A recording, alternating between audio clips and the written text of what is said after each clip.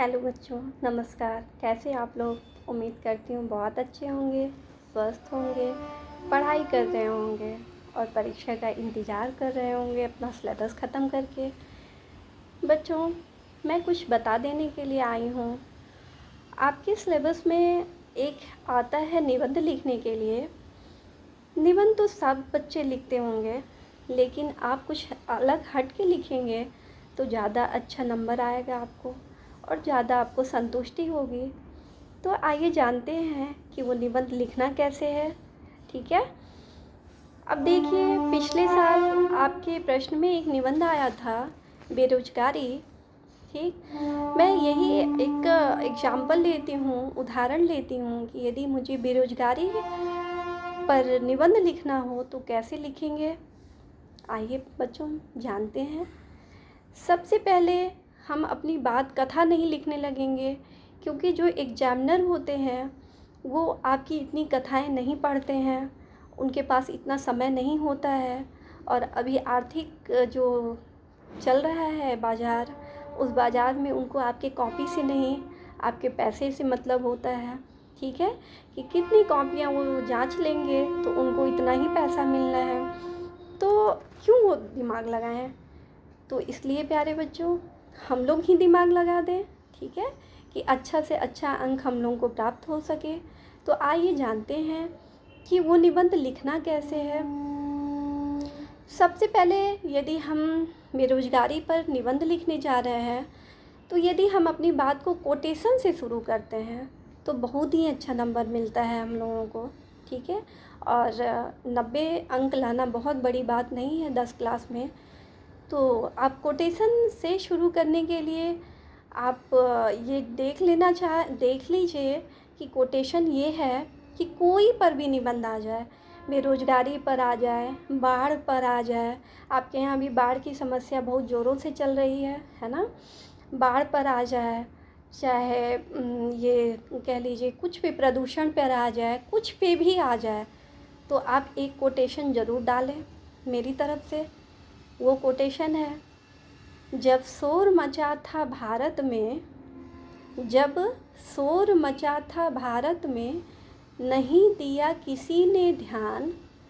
जब शोर मचा था भारत में, नहीं दिया किसी ने ध्यान।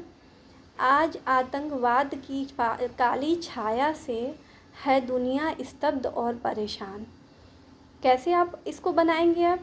आप देखेंगे दोस्तों कि यदि आपके यहाँ बाढ़ पे निबंध आया है तो आप इसको ऐसे बनाएंगे, जब शोर मचा था भारत में, जब शोर मचा था भारत में, नहीं दिया किसी ने ध्यान। आज बाढ़ की काली छाया से, आज बाढ़ की काली छाया से है दुनिया स्तब्ध और परेशान। स्तब्ध मतलब क्या होता है? स्तब्ध मतलब होता है आश्चर्यचकित होना। ठीक है, आप लिखावट अच्छा लिखेंगे, मीनिंग अच्छा लिखेंगे तो आपको 100% नंबर आएंगे। ठीक है, आप कोटेशन के माध्यम से किसी भी आलेख की शुरुआत करेंगे, यानी निबंध की शुरुआत जो करेंगे आप कोटेशन के माध्यम से करेंगे। और कोटेशन जैसे वैसे नहीं लिखा जाता है बच्चों। कोटेशन आप कॉपी के बीचों बीच लिखेंगे। आप देखेंगे कि 4 अंगुल इधर छोड़ेंगे और 4 अंगुल बाएं दाहिने छोड़ेंगे और बीचों बीच डबल इन्वर्टेड कॉमा डालेंगे। इधर डबल इन्वर्टेड कॉमा लास्ट में डालेंगे, उसके बीच में आप काली कलम से लिखेंगे, जब शोर मचा था भारत में, नहीं दिया किसी ने ध्यान। आज बेरोजगारी की काली छाया से है दुनिया स्तब्ध और परेशान। ठीक है प्यारे बच्चों, यहाँ से आपकी बात शुरू होगी। तो जैसे ही एग्जामिनर देखेगा वो समझ जाएगा कि आपकी जानकारी जो है वो बहुत वृहद है। ठीक है, अब जो दूसरा पॉइंट है वो हम ये देखेंगे कि एग्जामिनर आपकी पूरी कॉपी नहीं चेक करता है, ये जैसा कि मैंने पहले ही बताया। तो वो आपका बस पॉइंट देख लेता है और पॉइंट से आपका अंकन कर लेता है आपके दिमाग का कि आपका दिमाग कहाँ तक गया है। ठीक है, तो उसके लिए सबसे पहले आप क्या करेंगे, पहला जो पॉइंट डालेंगे वो डालेंगे प्रस्तावना, जिसको इंग्लिश में इंट्रोडक्शन कहते हैं। ठीक है, प्रस्तावना, जिसको इंग्लिश में क्या कहते हैं, इंट्रोडक्शन कहते हैं। प्रस्तावना शब्द काली कलम से लिखेंगे, डैश लेंगे, ठीक है। उसके बाद आप अपनी बात लिखेंगे। प्रस्तावना में जिस भी विषय पे आपको निबंध लिखने आया है, जैसे बेरोजगारी पे यदि निबंध लिखने आया है, तो आप सबसे पहले बेरोजगारी है क्या उसके बारे में बताएंगे। प्रस्तावना लिखेंगे, डैश देंगे, उसके बाद लिखेंगे बेरोजगारी क्या है, ठीक है, और बेरोजगारी आई क्यों है। बच्चों, यदि हम गरीब पैदा होते हैं, ये गुनाह नहीं होता है कि हम गरीब पैदा हुए हैं, गुनाह ये है कि आप गरीब मर जाते हैं, ये गुनाह होता है। यदि आप गरीब पैदा भी हुए और गरीब मर भी गए तो ये बहुत गलत बात है, यानी आपने उस जीवन की उस दौरान आपने मेहनत नहीं किया है, ठीक है। तो आप लिखेंगे कि ये बेरोजगारी कैसे आ रही है।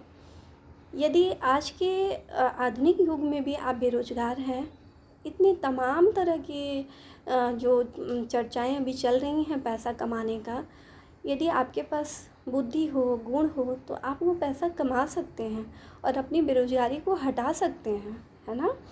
चाहे वो ऑनलाइन के माध्यम से हो, चाहे ऑफलाइन के माध्यम से हो, ठीक है। तो बेरोजगारी के बारे में आप थोड़ा लिखेंगे कि बेरोजगारी है क्या, ठीक।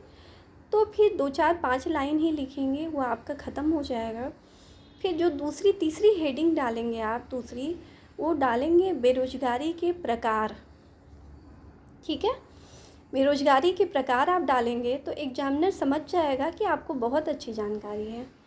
अब आप बेरोजगारी का प्रकाश डाल के उसके बाद एक एक बेरोजगारी के प्रकार को डील करेंगे, यानी व्याख्या करेंगे।